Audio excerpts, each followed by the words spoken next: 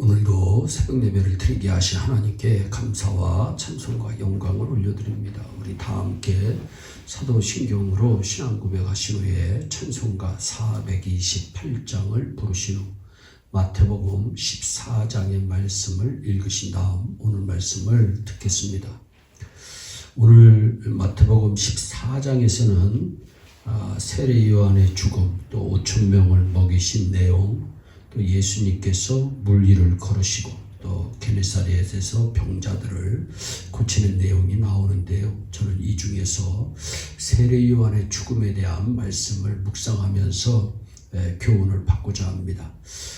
오늘 마태복음 14장 1절로부터 12절의 말씀을 읽어보면 세례 요한은 죽습니다. 그리고 헤롯은 살아 있습니다. 세례 요한은 헤롯에게 고난을 받았으며 결국에는 억울하게 목베임을 당합니다. 그러나 헤롯은 그 어떤 고난도 없었습니다. 세례 요한과 헤롯의 일은 우리들이 살아가는 세상의 모습임을 이해할 수가 있습니다. 세상은 언제나 그렇습니다. 의인은 고난을 당하고 악인은 오히려 형통하는 세상입니다. 그래서 하나님은 어떨 때 참으로 불공평해 보입니다. 어떤 때는 참으로 하나님이 계신 것인가에 대해서 의심이 들 때도 있습니다. 도대체 하나님이 계신다면 세상이 어찌 이렇게 불공평할 수가 있을까? 세상에 이렇게 억울한 일이 일어날 수 있을까? 생각이 들 때가 있습니다.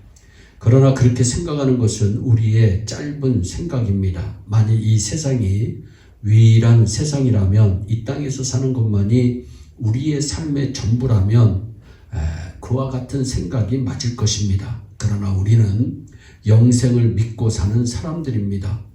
우리의 세상과 시간은 믿지 않는 사람과 완전히 다릅니다. 때문에 성공과 실패, 삶과 죽음에 대한 견해가 믿지 않는 사람과 반드시 달라야 합니다. 인생관도 달라야 하고 세상을 보는 안목도 달라야 하는 것입니다. 과연 세례 요한은 죽었고 헤롯은 살았습니까? 영생을 믿지 아니하는 불신앙의 눈으로 보면 그렇게 보입니다. 그러나 영생을 믿는 믿음의 눈으로 보면 오히려 그 반대임을 잘 알 수가 있습니다. 세례 요한은 살았고 헤롯은 영원히 죽었습니다. 세례 요한은 성공했고 헤롯은 망했습니다. 세례 요한은 말로 다 할 수 없는 영광의 면류관을 얻었지만 헤롯은 그의 이름과 수치스러운 삶이 성경에까지 기록되어 부끄러움을 당하고 있습니다.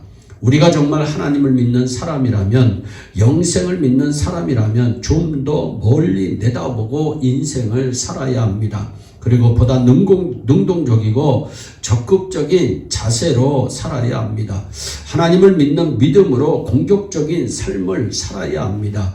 세례 요한이라고 왜 죽음이 무섭지 않았겠습니까? 세례 요한이라고 왜 광야에서의 생활이 피곤치 않았겠습니까? 그러나 그가 그렇게 살 수 있었던 까닭은 오직 믿음 때문이었습니다. 영생 때문이었습니다. 그리고 그의 선택은 옳았습니다. 하나님은 오늘도 사랑하는 여러분들과 제가 그와 같은 삶의 자세를 가지고 살기를 진심으로 원하고 계십니다. 오늘 이 세상에는 경제적인 문제로 어려움을 당하는 분들이 있습니다. 힘드시겠지만 하나님과 사람의 도움을 받기 이전에 조금이라도 힘이 있다면 자신보다도 가난한 사람을 찾아 다른 사람의 가난과 한번 싸워보면 어떨까요? 어떤 전도사님이 그런 간증을 한 적이 있습니다. 정말 너무나도 힘든 가정에 가서 정말 어쩔 수 좀 자기가 도와줘야 되는 형편임에도 불구하고 내가 시장하니 비빔국수라도 좀 나한테 한 그릇 대접해달라 이렇게 얘기한 적이 있다고 하는 간증을 들었습니다. 그 가정에 정말 너무나도 찌들어지게 가난한 집안이었지만 그 전도사님에게 참 비빔국수를 은혜스럽게 잘 대접하고 예배 잘 드리고 난 뒤에 그 가정이 복을 받았다고 하는 간증을 들은 적이 있습니다. 여러분, 가만히 있어도 가난할 것이라면 그냥 앉아서 당하니만 말고 의로운 일을 하다가 가난해지는 것은 어떨까요? 그런 정신으로 살다 보면 가난도 이겨낼 수 있고 하나님의 축복이 무궁하게 내릴 것입니다. 이런저런 일로 고통을 당하시는 분들이 계십니까? 이왕에 당할 고통이라면 적극적으로 나서서 의를 행하다가 고통받는 것이 낫지 않을까요? 이왕에 무거운 짐을 지고 살아가야 하는 것이라면 하나님을 위해서 한번 살아보는 것은 어떨까요? 백화점을 운영하시던 한 장로님이 계셨습니다. 지금은 크게 성공을 하신 분이셨지만 한때 재정적으로 많은 어려움을, 많은 고통을 당하신 때가 있었습니다. 거의 매일 부도의 위험 속에서 정말 피가 마르는 하루하루를 보내신 적이 있었던 분입니다. 그런데 그 장로님의 특기가 헌금하는 것이었습니다. 성교나 구제를 위하여 헌금한 일이 생기면 너무 회사가 어려우니까 현금이 없습니다. 그러면 이 장로님이 어음으로 헌금을 했다고 합니다. 그러니까 헌금위원들과 교인들이 그 사실을 알고 너무 좀 지나친 것이 아니냐고 말하면 이 장로님이 이렇게 대답을 했다고 합니다. 자기 사업을 위해서는 어음을 끊으면서 왜 하나님의 사업을 위해서는 어음을 끊으면 안 되느냐고 반문하고 하였다고 합니다. 그리고는 또 그 어음을 막기 위하여 피마르는 고통을 당하면서 열심히 일했다고 합니다. 그 장로님은 어차피 피마르는 고통을 당할 바에는 자기 사업을 위하여 고통을 당하지 말고 하나님의 사업을 위해서 당해야 한다고 생각하셨던 분입니다. 그리고 어차피 고통당할 바에는 하나님의 사업을 위해 주의 일을 위하여 고통당하는 것이 훨씬 더 의미 있고 가치 있는 일이라고 생각하셨던 분입니다. 그 장로님이 어떻게 되셨을까요? 결국 그 장로님은 성공하셨습니다. 큰 성공을 이루셨습니다. 힘들고 지치신 분들 계십니까? 눕지 마세요. 쉬지 마세요. 위로받으려고 기대하지 마세요. 일어나 보세요. 짐을 져보세요. 멍에를 메세요. 이왕 죽을 목숨이라며 주를 위하여 일하다가 죽고 이왕 힘든 세상이라면 주를 위해서 힘을 쓰는 것이 낫지 않겠습니까? 할 일 많습니다. 근사할 일이 이 세상에는 얼마나 많은지 모릅니다. 쉽지는 않지만 가볍지도 않지만 죽어도 좋고 힘들어도 정말 좋은 일들이 이 세상에는 많이 있습니다. 왜 쓸데없는 일에 치여 살고 계십니까? 죽으면 가지고 가지도 못할 재물 쓰지도 못하고 아끼기만 하다가 가는 사람들이 얼마나 많이 있습니까?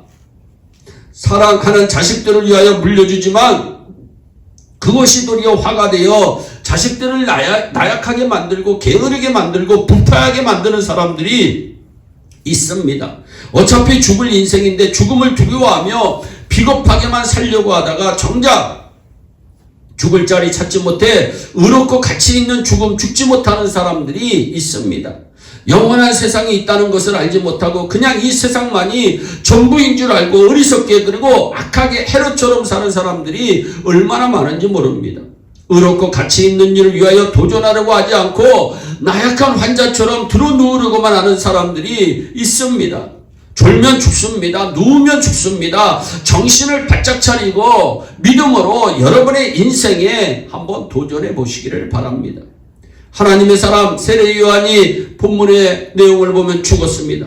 그러나 여러분 그것이 과연 죽은 것입니까? 여러분은 세례 요한이 안 돼 보이시나요? 여러분 불쌍해 보이시나요? 불행해 보이시나요? 그렇다면 세례 요한을 죽인 헤롯은 부러우시나요? 아무렇게 살아도 그냥 잘 먹고 편히만 살면 된다는 말인가요?